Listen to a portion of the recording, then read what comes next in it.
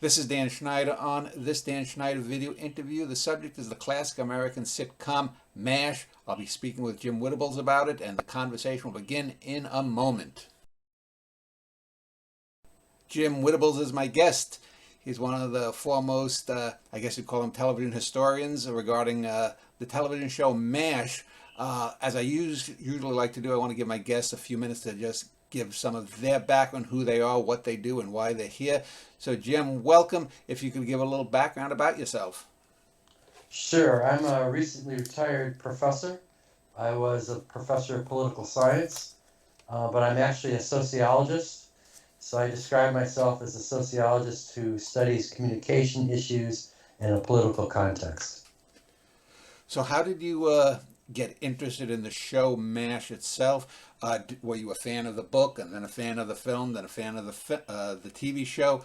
And if so, is your book concerning all three, or is it just about the television show? It's just about the TV show, although I do discuss the novel and the Altman film as well. Mm-hmm. I actually got onto this while I was in grad school. They were playing back-to-back episodes, 2 episodes a night on a local TV station, and that was my sort of break from studying. So I would watch those episodes, and when you're watching 10 episodes a week, you begin to see patterns in the way the show proceeded. So that piqued my interest, and once I got tenure at Niagara University, I embarked on this book. So, before we actually talk about the show, let's talk about the progression from the real life experiences through the book, through the film, through the television show, and how certain characters change, how the approaches changes, what was different between, say, the Altman film and what really happened, what was different between the book and the television show, etc., if you can. Yeah, there's a lot of territory to cover there. The book is written in a 1950s context. We would see it as horribly sexist today.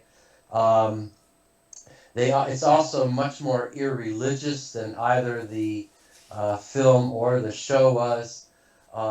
It's written by a doctor who actually served in Korea during the Korean War as a surgeon, and a few of the things that you see in the show are drawn from the book, but not that much.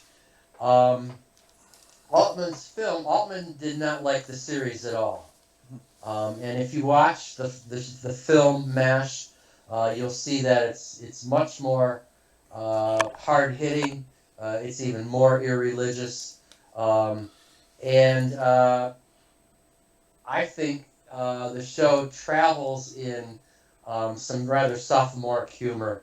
There's a scene in the show where they're guessing about the real color of Margaret's hair, hot lips, and they pull this stunt to sort of get the answer. I won't go into it any further, but that was probably one of the more sexist scenes you're ever going to see in film. The show, I believe, you have a couple carryovers. Radar was both in the film and in the movie, and so there's some continuity there. The names remain the same: Trapper, John, and Hawkeye, Hot Lips, etc. They do reproduce the rather fractured relationship between Frank and Margaret as well. Although, on the subject of Margaret, she is able to grow out of that sex-hungry vamp character that she poses at the beginning of the show, and becomes much more of a careerist, nurse, army regular, not so adorning of powerful men as she used to be. And that's after she goes through a marriage that didn't last too long. So that's some of the basics in terms of the difference between the book, the film, and the show. So, final question about the book, though. Is it in the Catch-22 vein of humor? Um, yes, I would say that sort of accurately captures it. Although again, I don't remember the kind of sexism that you in Catch-22 that you have in the film. Um, Although, yeah, there's some parallels there. Now, I know in the film, if I recall, Trapper John and Hawkeye Pierce were more or less given equal weight in the film. They were sort of co-leads. And one of the things that happened within the television show was that Alan Alda's Hawkeye became more of a breakout, and Trapper John was sidelined. Yeah, that's generally regarded as true. Wayne Rogers, who played Trapper, acknowledges this. He was told he was going to be given an equal part in the show, but for whatever reason, and I didn't uncover the reason why, they aggregated more to Hawkeye. Although Hawkeye becomes a writer and a director of some of the episodes as well. Alan Alda, I should say, not Hawkeye. Yeah. So, most people will talk about early MASH, now it's just sticking to the television series, and late MASH, and some people might distinguish a season or two as sort of transitional where newer characters came in. The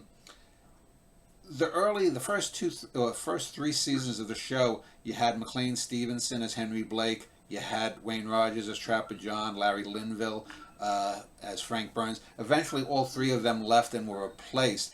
The first 3 years, as you mentioned, there is a kind of it's almost like Hawkeye plays Groucho Marx. It's almost like some Grouch, or rather some Marx Brothers films, and with that, everything for the joke. And you didn't really get as much deep introspection. I guess you probably had some episodes in the first 3 years, but it was more a gag based. It was less character developed, and yet, if you look online, at least from what I've observed, that seems to be what the fan base of the television show would have preferred the whole show to have been. Is that correct? Well, I'm not going to speak for the audience. That's kind of a hard thing to do. But I would say that the first 2 years is sort of one of my chapters in my book is, let's party while there's war or something like that. And there is sort of lots of drinking, lots of sexual innuendo, and more of a more physical humor than you see later in the show.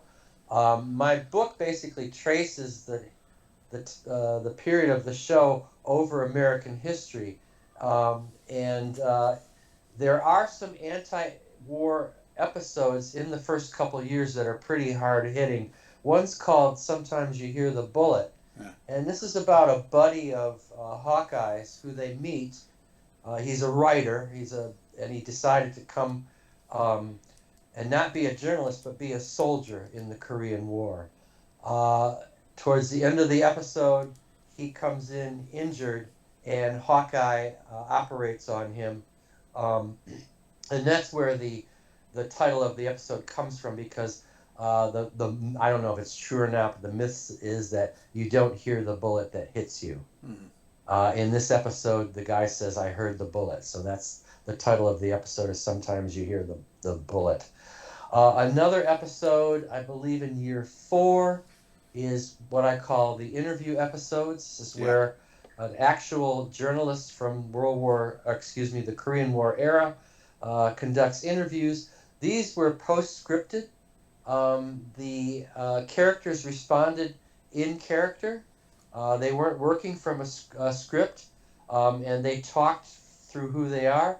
And there's some very, very touching moments in there that are poignantly anti-war, especially Mulcahy, towards the end of that episode, talks about how the doctors would sometimes warm their hands over the bodies, and because it was so cold, there was sort of steam coming up from these injured soldiers. And it's a very, very poignant sort of episode. Then sort of, I guess, what we'd call the middle period was when, we'll talk about Henry Blake and his famous exit when we talk characters. but Blake and Trapper left in the same at the end of season 3, and I think Larry Linville's Frank Burns was a couple of years later. They brought on Mike Farrell as B.J. Honeycutt. They replaced Frank with David Ogden Stiers as what was his name? Charles Winchester. Charles Emerson Winchester, and then you had who was Gary Berghoff also ended up leaving, and McLean Stevenson was replaced by Harry Morgan as Sherman Potter. It seemed to me that that's such an interesting era out of the 11 years, because each of the characters that replaced other characters seemed to be more dramatically based. Their characters were less in for the gags. Emerson Winchester was a more serious character than Frank. Potter was a more serious character than Henry Blake. And BJ was a more serious character than Trapper John. Was that a conscious decision by the show to do that? I've not read anything that that indicated that. I would argue that if the show is continuity occurs in terms of the kinds of themes that come up during the show. So this sort of period you're talking about, there are some PTSD episodes where a soldier is experiencing, what we call shell shock, or now post-traumatic stress syndrome. So there's an attempt, I think, to sort of make the war more real. Yeah. Although, again, in the first few years, it seems like it's a little more bloody than it is in later years. The other thing that I think is noteworthy is that the producers did not want to use a laugh track from the beginning. Yeah. They knew it was going to be a mix of dark and comedy. And what they were able to do is turn down the laugh track in the later years. So that might have contributed to it being seen as a more serious show then as well. Also, since it was episodic television, like many shows of its era, like The Odd Couple, the time is fungible, because like there's the Bobby Thompson Shot Heard Around the World baseball episode, which had to have happened in 1951. The war ran from 50 to 53, but we know earlier episodes were based later than this one, and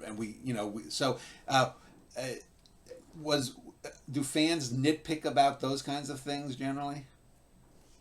The fan sites are mostly about bloopers, and maybe out of character incidents every once in a while. Some discussion of Margaret's transition from sex-hungry vamp to a liberated woman, sort of a early example of a liberated woman. Mm-hmm. I don't see that the fans of the show see much social significance in it. It would actually be an interesting study to look at maybe young people who are watching the show for the first time to see what they perhaps think of it vis-a-vis television today. One of the points I make in my book is I don't think the show could be on network TV today. Why? That particular, the anti-war stuff, the disrespect of military officers, all kinds of things which are sort of verboten these days on network TV. And then finally, the later period, the last, let's say, 5 years or so of the show, 5 or 6 seasons, and a lot, as I mentioned, a lot of the fans of the early version of the show generally find this to have been sort of Alan Alda's ego running wild,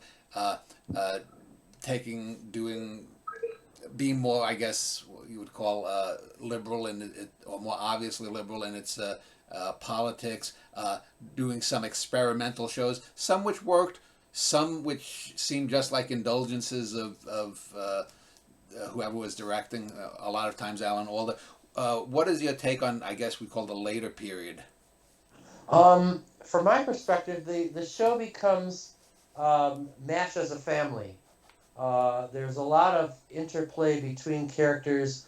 They're well known by the audience. They're well developed characters. So, for example, one of the interesting transitions is the change between Hawkeye and Hot Lips. in Yeah. terms of his growing respect for her. I just saw somebody posted a scene at one of the fan sites the other day that was about this. It's a real funny little scene. They're doing an inventory of their drugs, and they end up doing these wordplay on drugs. So Hawkeye says sulfa, and Margaret says so far so good. So there's, and then there's the famous episode, which I think occurs in year 8, where they're trapped in a war zone, and although it's not explicit, they do become lovers for that evening as a way to escape the horror that they're experiencing. Um, Before we go and look at like best or worst episodes and some of the characters, one thing that has to be spoken of, and I did this when I did a show on Hawaii Five O, is the portrayal of the native Koreans in the first 2 or 3 seasons, especially.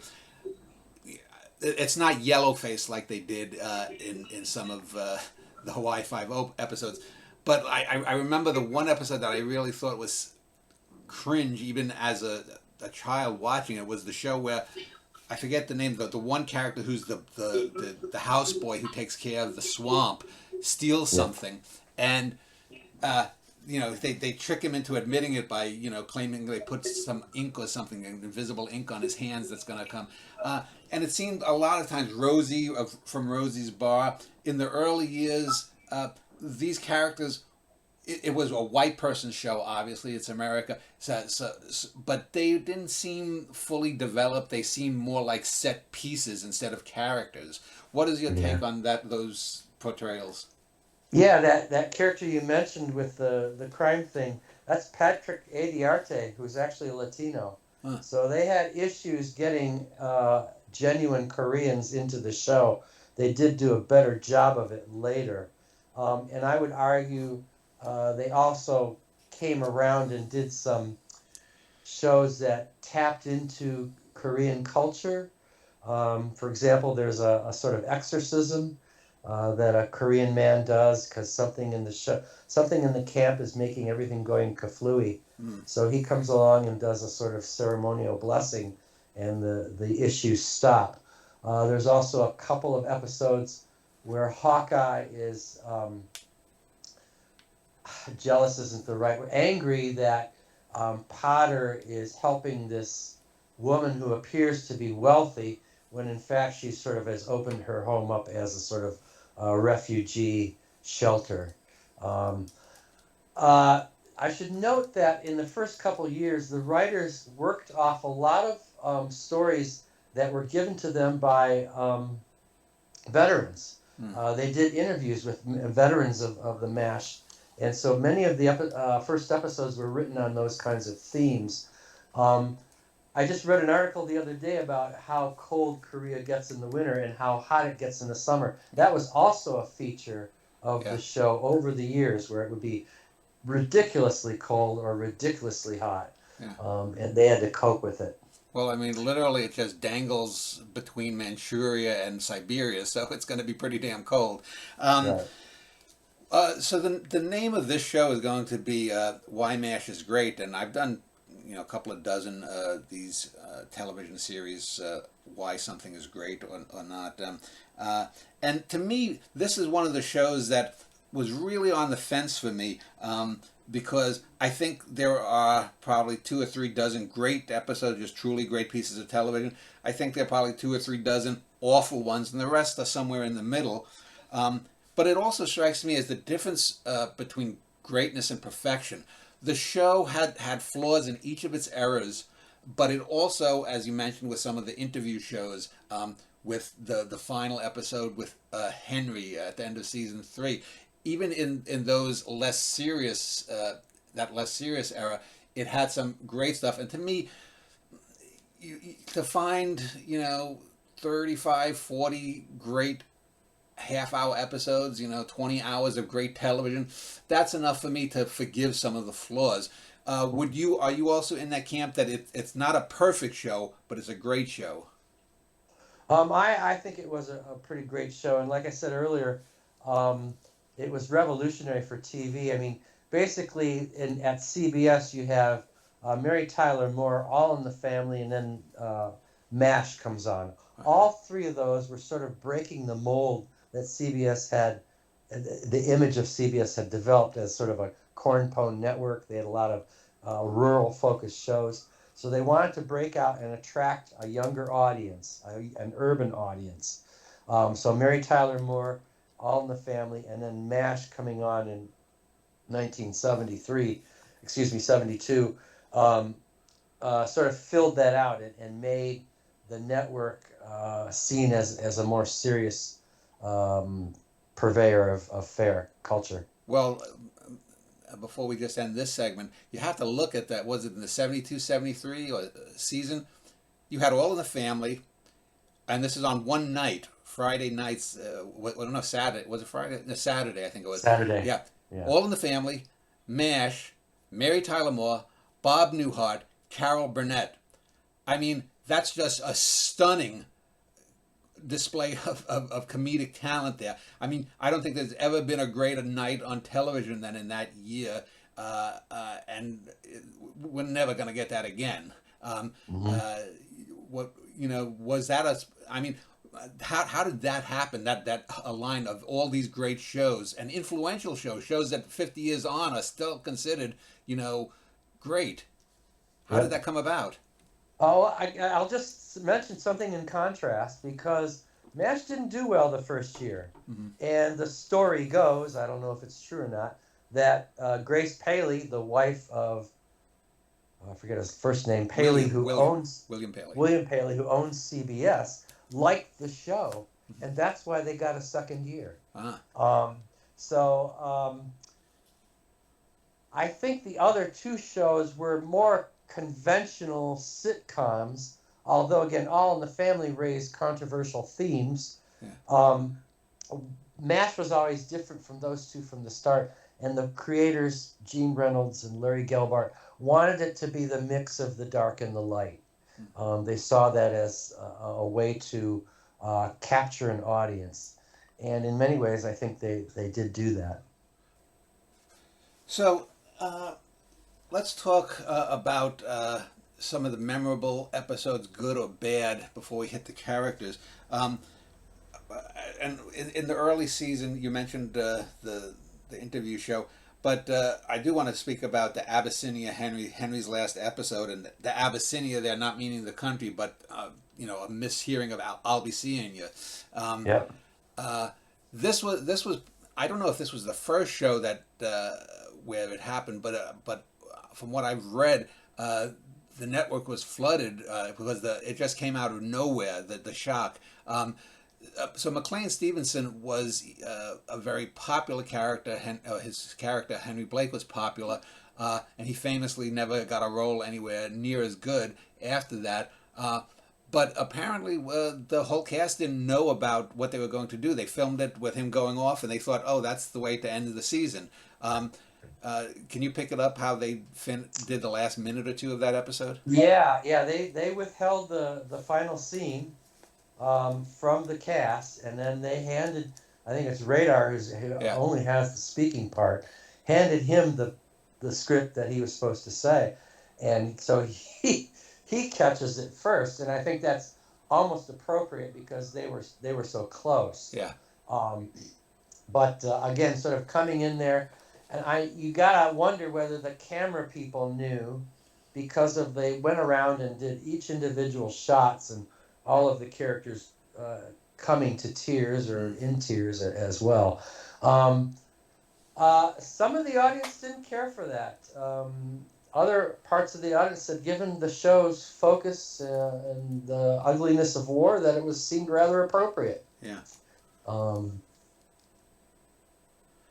So, in that first period with Trapper and Henry, other than the episode that you mentioned, what would be a highlight episode for someone coming new to the series to look for, one or two, and what would be one of the lesser lights? I think the lesser lights, I'll start with that one because it's the episode that I didn't care for, is the End of the War episode, or the fake End of the War, where there's a rumor going around that there's going to be a ceasefire declared and that the war is ending. And of course, I think it's between Blake and Radar, or maybe Potter's already in there by now. But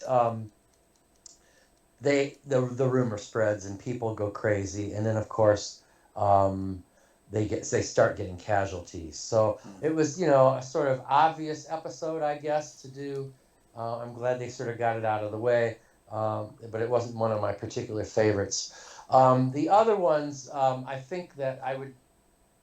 Hawkeye is so sexist in the first couple years, and there's in one of the episodes there's almost an undressing scene where he's sitting across from a nurse at the mess, and he sort of sees her in far less dress, and she sort of calls him out on that, and he sort of smiles and says, "Yeah," or something like that.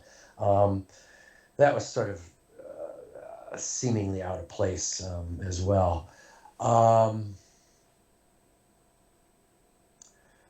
My other favorite episodes come a little bit later in the show. So Okay. other than the sometimes you hear the bullet, which I think is a real powerful episode, was in the first year as well. Okay. Well, then let's go to the last 5 or 6 years. What again, lesser lights and highlights. A lot of people like or don't like Dreams. Dreams is an episode where they're in a long OR session Yeah. and they all go off to take a nap. And during this nap, they have pretty horrific dreams.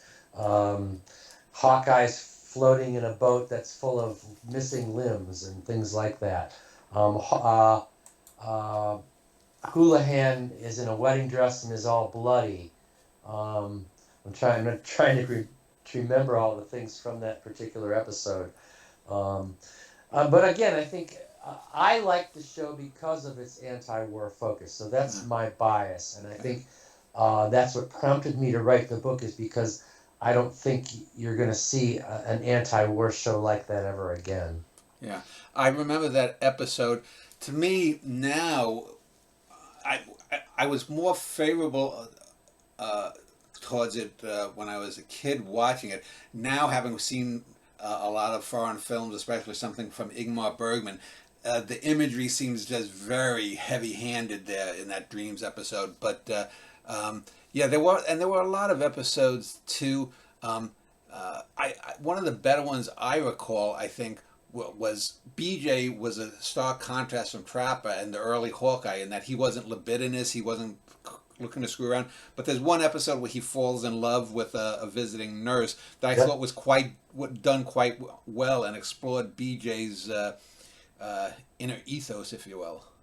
Yes, yeah, I think that's a powerful episode as well. Um, Another one that's kind of interesting is Hawkeye comes, or a former Flame comes into the unit as a nurse, and he has to work through all that again. And again, sort of Hawkeye's. I think he's sort of transitioning to some degree at this point from being a sex vamp to a more serious person who perhaps is open to a serious relationship. Um, she mentions that her husband's in advertising, and he kind of goes nuts about that because he thinks advertising is sort of a waste.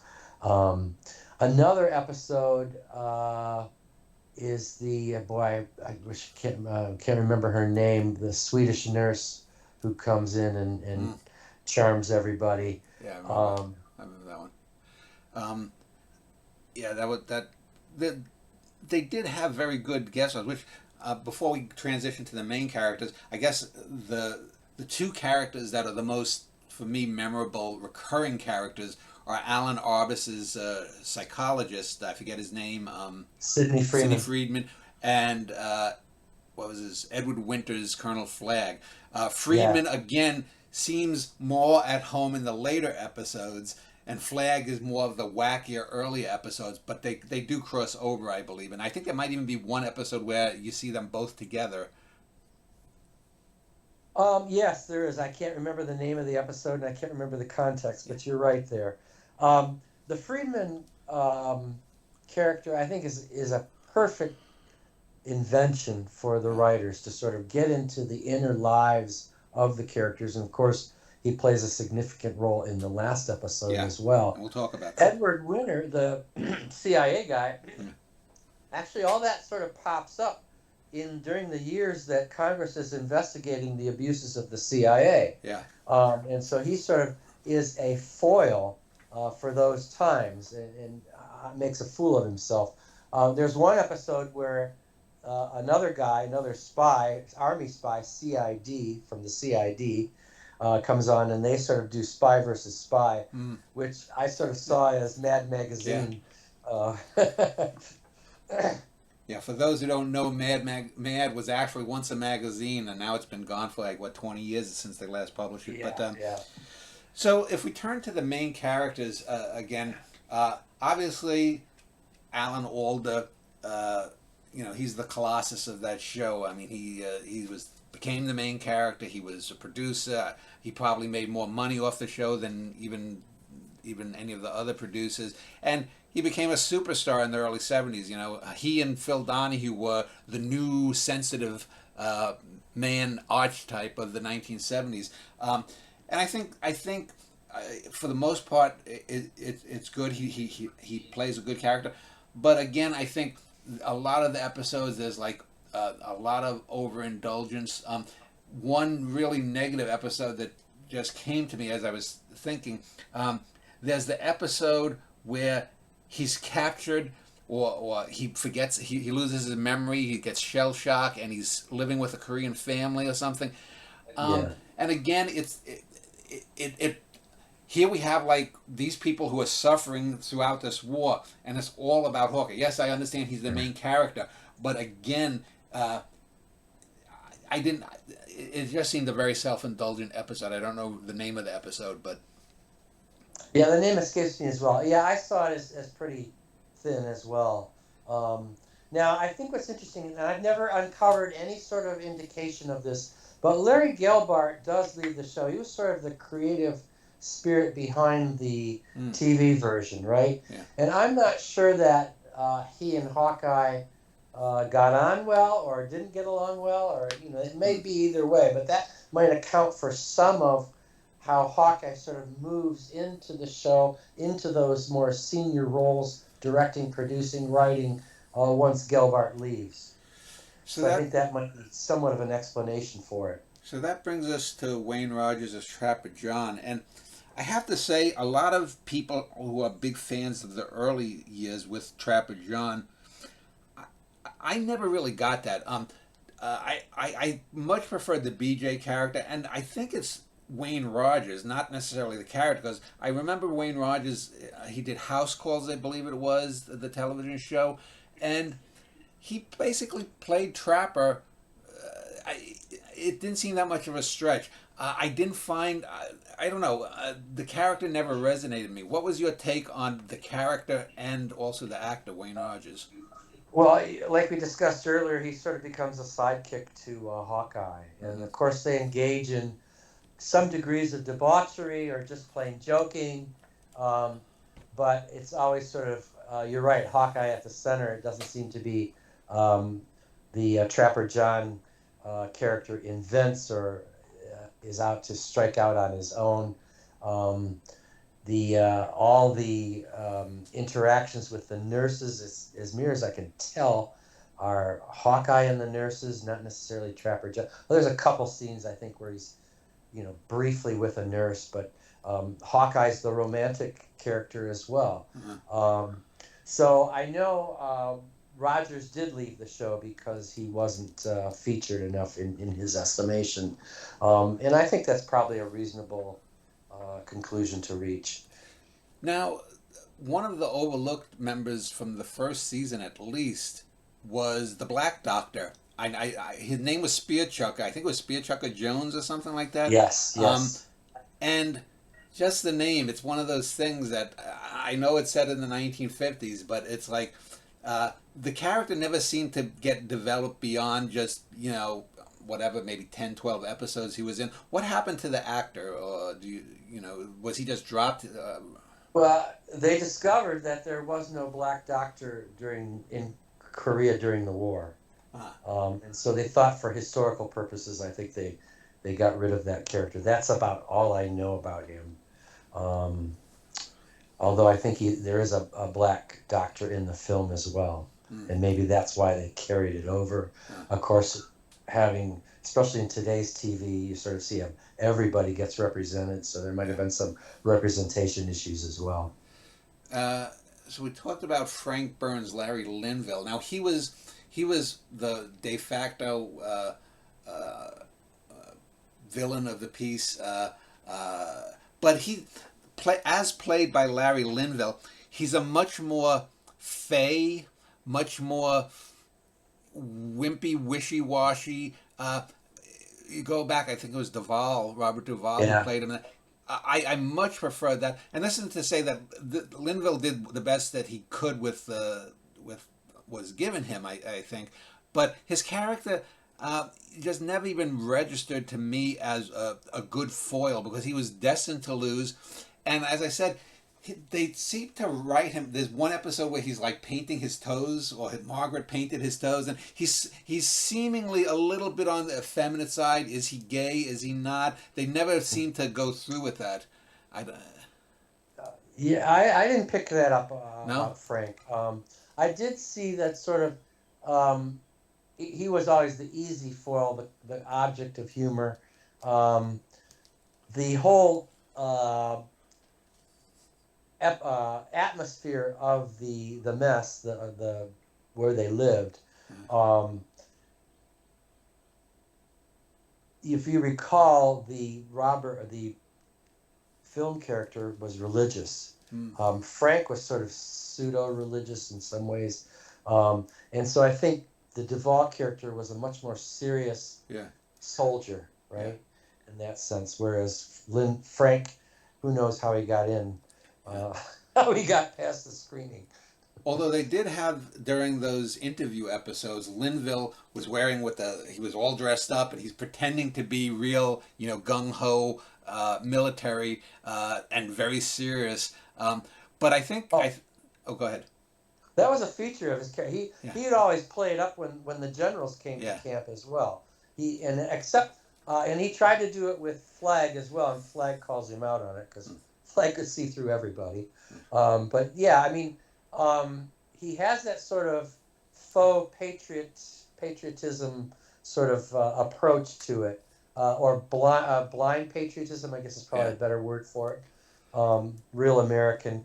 And again, they play that up during the first few anti-war years, because again, it was audiences were more receptive of that kind of perspective.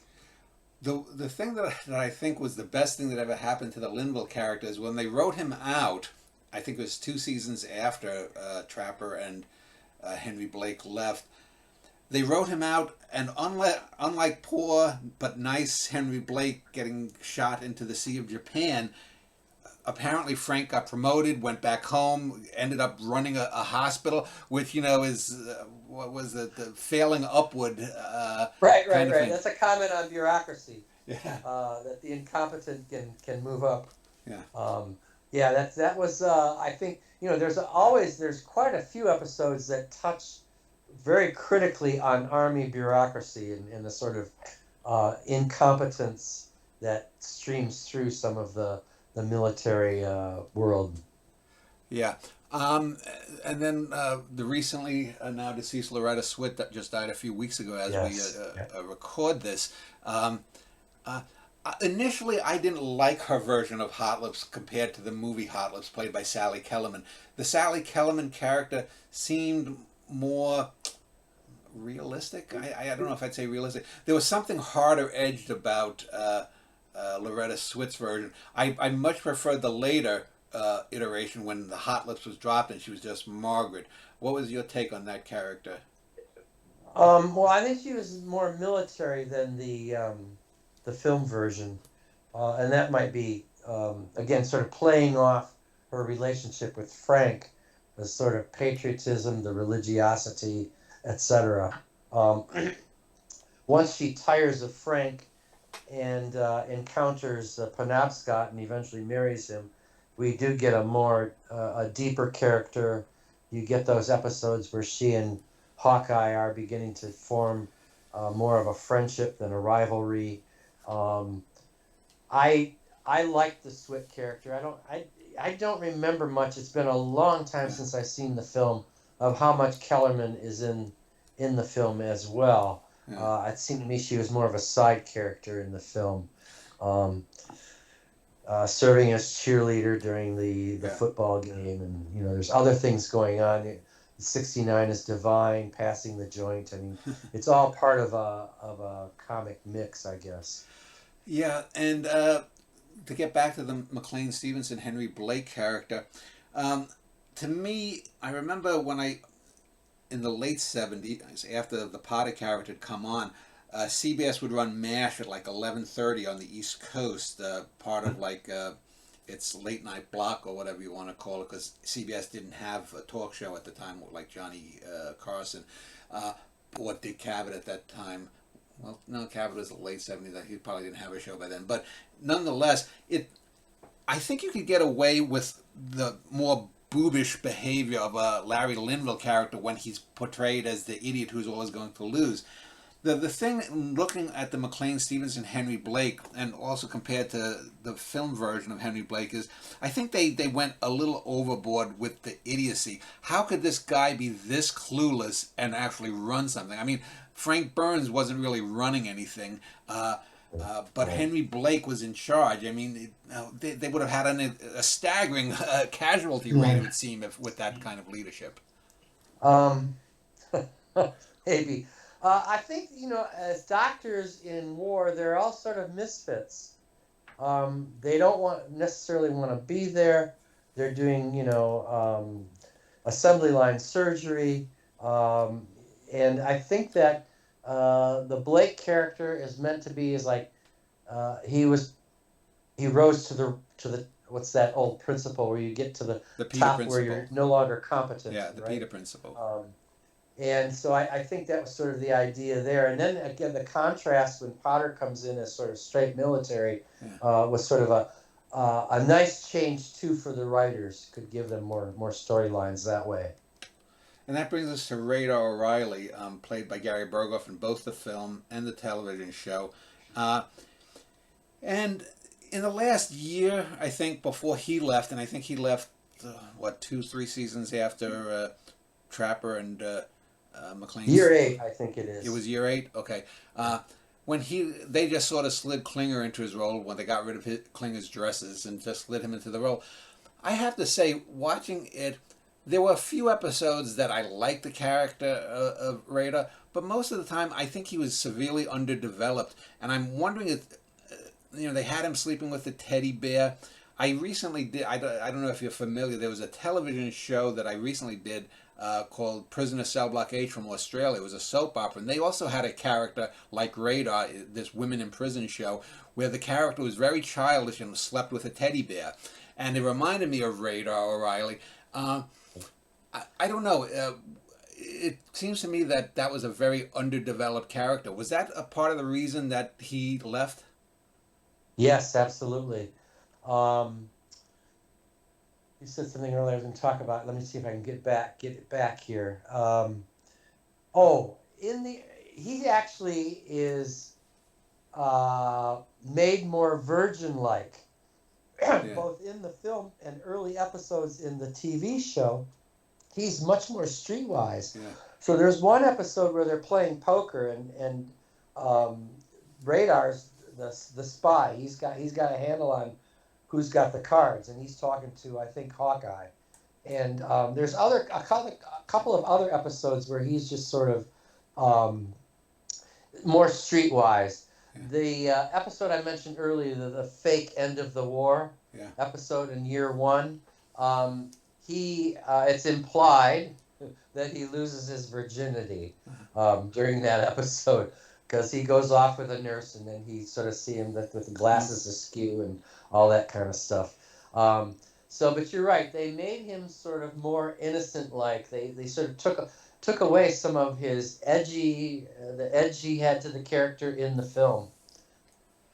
And we mentioned Mike Farrell's B.J. Honeycutt. I think that was a big improvement over the Trapper John character. Now, he also benefited from the more dramedy later years. And I think Farrell did a good, solid job. And I think he was, along with Potter and Winchester, an improvement. What was your take on his character, generally speaking?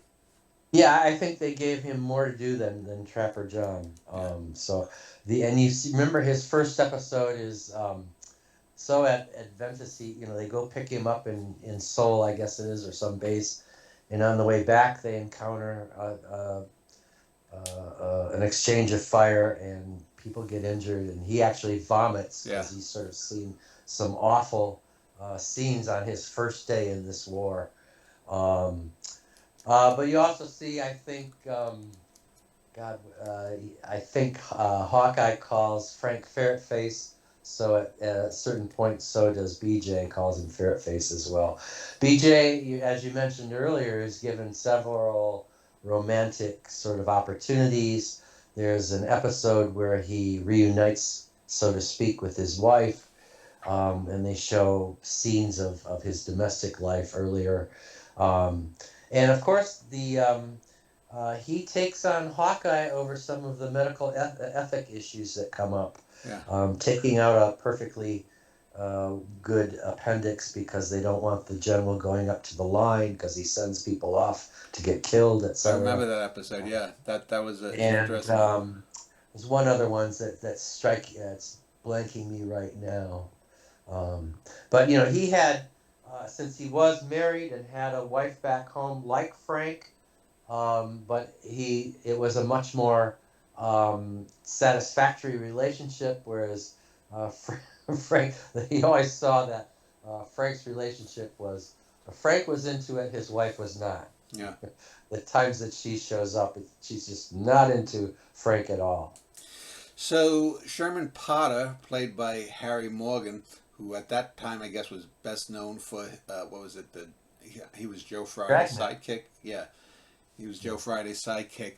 I think he's a vast improvement over the McLean Stevenson character because you need someone who is a straight man essentially to add some gravitas to the show, and I think he fit in so much better with the than Alan Alda's Hawkeye and the B.J. Honeycutt, and. He because he was probably 20 years older than the other characters too, it provided links back to, because I think he was a World War I veteran who rode horses. Yes, yep. He had a great relationship with Margaret. Both of them aspired. Well, he was career military. She was aspiring career Army. So they sort of had that same sort of mindset. We could do a lot more with that sort of World War I character. They do a thing with a tontine, where there's a group of four of them, and they save a bottle of liquor. When the last person dies, the final guy living, he shares it with the rest of the unit. Yeah. There's another episode where a nurse comes in who's about his age, and they hit it off real well. Radar gets upset because he knows Potter's happily married, but these are just two people who are sharing the life that they've lived over time together. It's quite a nice episode as well. So they gave him more to do. He wasn't quite the caricature that Blake was. So there was Max Klinger, played by Jamie Farr. And this is a character that I think probably improved more than any other character. I mean, you can only do drag humor so often. Right. He didn't become a main character until the later years. But some of the stuff like standing like the Statue of Liberty as Douglas MacArthur goes by or something, I mean, that was funny, but you can only go so far with that. What did you think about his evolution as a character? Well, when Radar leaves and he takes the role of company commander, he's given more serious role. I think he loses the dresses altogether after that, and becomes more competent. What I liked about what they did with him is that Jamie Farr is from Toledo. Mm. And they brought that character from Toledo. So Yeah. now I've actually been to Tony Packo's in Toledo, Ohio, Okay. and had some sausage there. So I really appreciate that. And then years ago, I met Jamie Farr at a conference, a pop culture conference, and he wasn't quite so sure about my thesis of how MASH follows what's going on in contemporary America. But he did. It was sort of a delightful to hear from a character many years after the show. Just enjoy that, re-enjoy that again, to sort of live it again. You could tell he really enjoyed doing the show. And then that brings us to Father Mulcahy. Now he was played for I think every episode by William Christopher that the character's in, except was it the first one? There was another actor who played Father Mulcahy, but they seem to have dropped him. I don't know the name of the actor off of my top of my head. Do you know who I'm talking about? No, I don't. I'd have to look back at the book to find Okay. that. Oh, I Well, know Rene Auberjonois was the original Father Mulcahy, yeah, yeah, he was the the fellow film from version. Benson, and then he was also in Star Trek Voyager. No, Star Trek Deep Space Nine. Um, So that character also, I think, they did a really good, believable job of fleshing him out because he isn't the main character. He never gets too much, but when he is a central or one of the co-leads of an episode, you see him develop more. And Yes. I think to me he's probably one of my favorite characters. I'm not religious in real life, but he was one of my favorite characters because there was room to grow, and I think his growth was the most realistic of the characters. What is your take on him?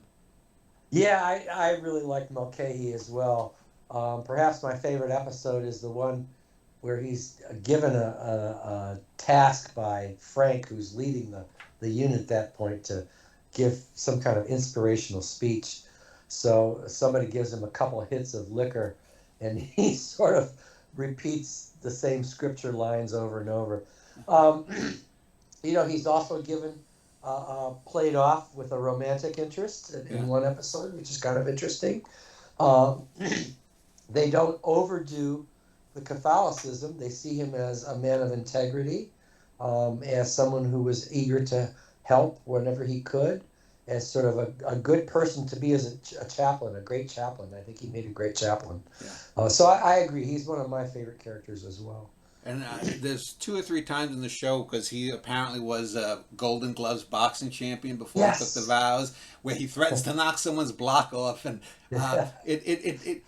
he seemed to me, even as a child, the most realistic character in this wacky place. Um, Yes. the final major character that we have to speak of is then Charles Emerson Winchester, played by David Ogden Stiers, who died a few years ago. I think Mhm. now I know Mike Farrell is still alive. Alan Alda is, I think, sick with Parkinson's or something, but he's still alive. Yes. Yes. Radar, Gary Berghoff, who's a bit younger than some of the others, is still alive. So By the way, that's is it. William Christopher still alive? Do you know? I don't know No. that. I don't know for But sure. anyway, regarding Stiers, again, I think he was a major upgrade, and he's the antagonist in the swamp, but in a totally different way. He's Mr. Superior, whereas Frank Right. was always the underdog made fun of. You get what my favorite, other than the ending, which we'll talk about the last show. One of my favorite episodes. I forget what happens to him, but some kind of a trauma happens to Charles Oh, his from his sister or something, and he I think his sister mails him a record, and he can't and he breaks it, which is sort of a foreshadowing of the ending. What was your take on him? Because I thought Stiers did an outstanding job there too. He's also one of the, I think, better written characters. yeah. I think he was a real valuable part of the show in the later years. Again, playing off Hawkeye.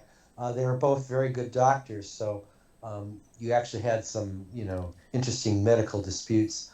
Um, uh, the sort of affectation of being wealthy that you see in Charles's character, the Boston Blue Blood, I guess is what they call him, is a nice playoff against the more working class. Well, not Hawkeye wasn't working, but the more working class atmosphere of the camp itself. Um, making him a wealthy person, I think also might have reminded the audience that um, back then you couldn't avoid, with the draft and that kind of stuff, you couldn't avoid military service if you got drafted. So Yeah. he was somebody that, and you, at one point he thought he was going to get out of service or out of the MASH camp and Yeah. back to Seoul, where it was much more Yeah, comfy he for had a him. sign cue there until he won a poker game or something. Exactly, exactly. um, He gloats about winning the game and loses his post in Seoul. yeah. So let's talk then about the final episode, because uh, I recently was doing a show with someone. We talked about how the last episode of The Fugitive had been the most watched television show, Mm. non-sports event to that point for about 17 years, and now MASH has held that title for 2.5 times as long. Um, uh, it's one of those endings that there are some great moments, but it's like, and it's almost a recapitulation of the show. It's like you didn't need to make it a 90-minute love fest there. There's just too much filler put in, and and like I said, the last episode is sort of a condensed version of the whole series. 11 years of series for a 3-year war. 90-minute episode that probably could have worked and been a home run 30-minute ending. The two endings that for me, or the two characters that stood out in the negative, I thought it was a terrible ending for Hawkeye. The thing with the baby being strangled, and he doesn't see this, and him starting off in the loony bin with Sydney, just, I mean, they had done versions of this with the Hawkeye character before. On the other hand, for me, by far the best part of that episode was again the Emerson Winchester character. He has the 3 or 4 fellows who are classical musicians. He teaches them how to play, and when and I just felt an emotional surge when he finds out they died. He goes, they were musicians, and then he just breaks all of his records. That to Yeah. me is one of the top 10 moments of the whole series there. So what Yeah. did you think about the ending? Did you think it was bloated? What did you think was the best and worst aspects?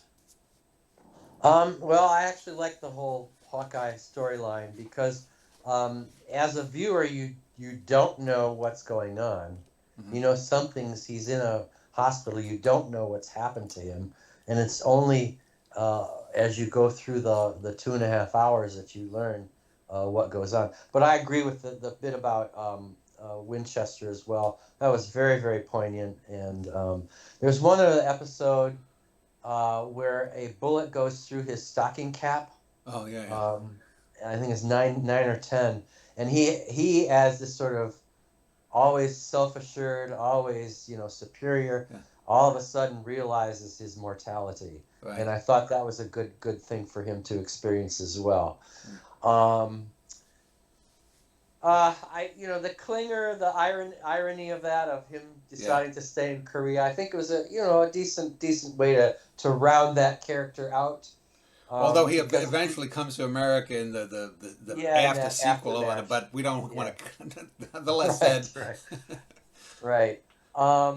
And then the whole thing with BJ and Hawk, I think they became very, very good Yeah, friends, and that was good too. that Yeah, would be very difficult, very difficult. yeah, Um, the kiss of Margaret, I thought was overdone.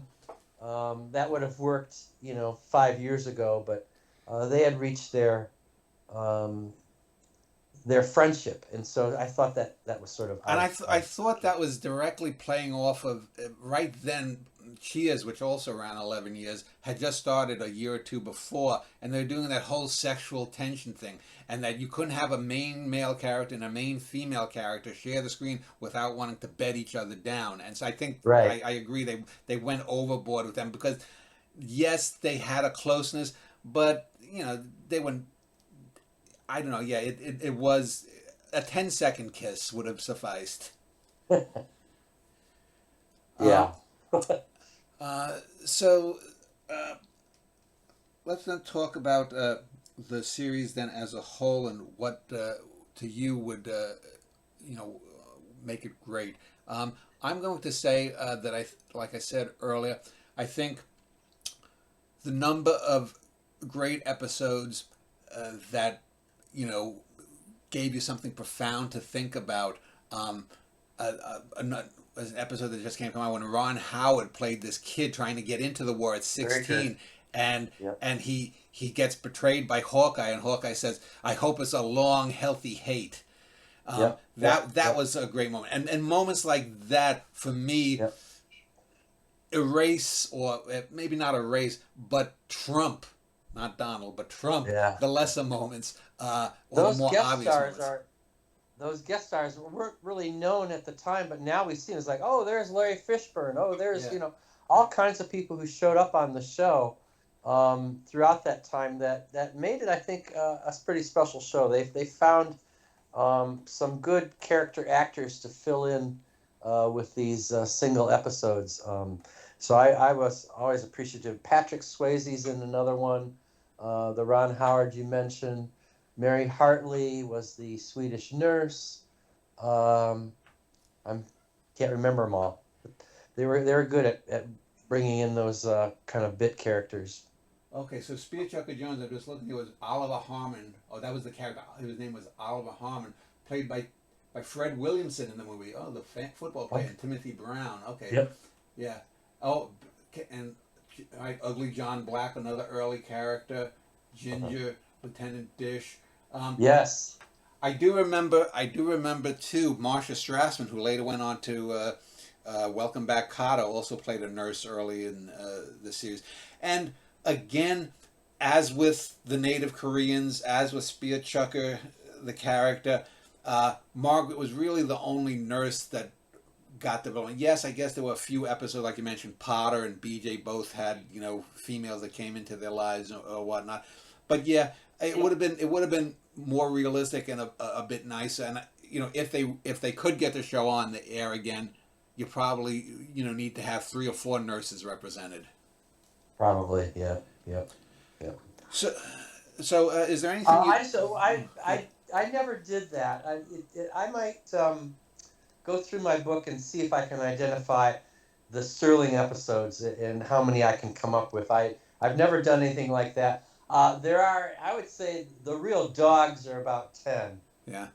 There's real dogs, but that's an interesting exercise that I might take on. What were those 10 spread evenly throughout the series? Or? Yeah. Yeah. And They're what, just like, and what's the common theme for the ones that didn't work for you? Too slapsticky. Okay. Yeah, I would say so too. Yeah. Well, I do want to I do want to thank you for spending about an hour speaking with me. What I'll do is I'll link to both your university page. If you want me, I'll link to your Wikipedia page as well. People can read more. And, I can also link to the Amazon page for your book as well. With that being said, is there anything else you want to just wrap up with? No, I've enjoyed this interview. Are you going to intersperse scenes or anything, or is it? No. I'm not going to. You get things taken down. No, it's just pure talk. Okay. Yeah, if you have a video, audio file of it, send it to me. I'd appreciate it. Well, I'll send you the link when it's up. Okay, beautiful. All right. Take care.